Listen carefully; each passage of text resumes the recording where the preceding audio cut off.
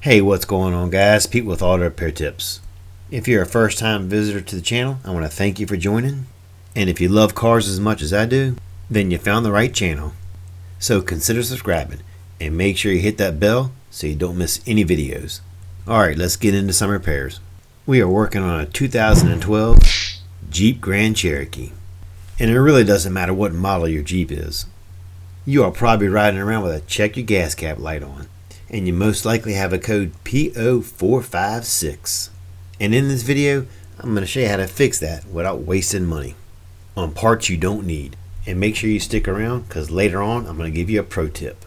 The first thing this customer did, he went to the auto parts store, he had them pull a code, and of course they sold him a gas cap, and it didn't fix the problem. So the first thing I did was get this thing up on a lift to check it out. If you're at home and you don't have a lift, and using a floor jack, make sure you use jack stands. Just remember, safety first. I did a visual inspection of the complete evap system. I checked the evap canister, all the plastic lines, the plastic tubes. They run through the frame and over the gas tank. At any given point in time, any of these lines can crack and break, cause your evap code, because your tank won't hold pressure. So make sure you check these lines thoroughly. After checking, all the lines looked good. So the next thing we did, we went ahead and smoked it. As soon as I hooked the machine up, the smoke started leaking right at the top of the filler neck. So I know that's not normal, so I went ahead and checked it out, and the filler housing was cracked. Take a look at this. If you look there on the top, you can see where it's broken off. That'll also keep the gas cap from seating correctly. So I went ahead and replaced it with a new one, but for right now we just took it out so I could get my machine hooked up correctly. After rehooking the machine up and we started smoking it, you can see right here, here's the problem. There was smoke coming out of the vent tube from the evaporator system integrity module, otherwise known as the ESIM. Alright guys, here's your pro tip.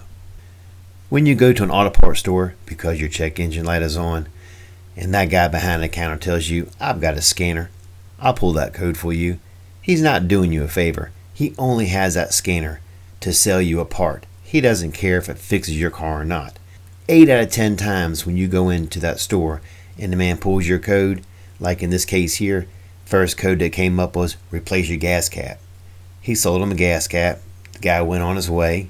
He knows he's not going to return that gas cap. He sold a part. The only thing he did was bring his numbers up for his sales. You're better off buying a scanner yourself. They're very inexpensive, and pull your own codes from now on. And at least when you go to the repair shop, you can say these are the codes I've got.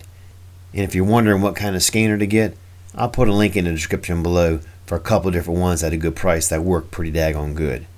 Alright, back to the video. And that ESIM module is located right there. You're going to turn that module counterclockwise about a quarter a turn. There's a tab at the bottom of it. You're going to have to push that tab in to turn it. This tab broke off in the middle of doing it because it was frozen on there. Also, there's an O-ring you're going to replace. Make sure you replace that O-ring. If you look inside this module, it's got little weights in there. So make sure when you put it on correctly. And here's what the O-ring looks like. Sometimes it leaks around the O-ring. This is that clip I was telling you about. There's the new one. The old one had broken off. Make sure when you put the new O-ring on, it seats correctly, because it will fall down a little bit and it could cause a leak, which would cause your code to come right back on. You're going to line it up, turn it clockwise until you hear that clip snap in place.